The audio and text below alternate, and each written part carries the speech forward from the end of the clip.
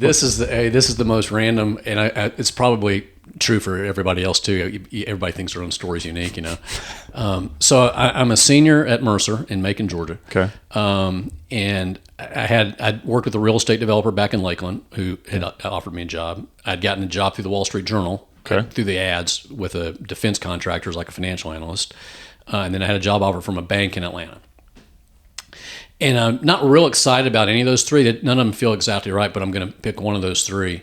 And last quarter, we were on the quarter system back in the old days. Yep. And we had, what was it called? Alumni weekend at Mercer. Okay. And our fraternity would always have an open house, and a grand total of like 3 frat brothers would come back to visit. It was a very, it really was just an excuse for a party. Yeah.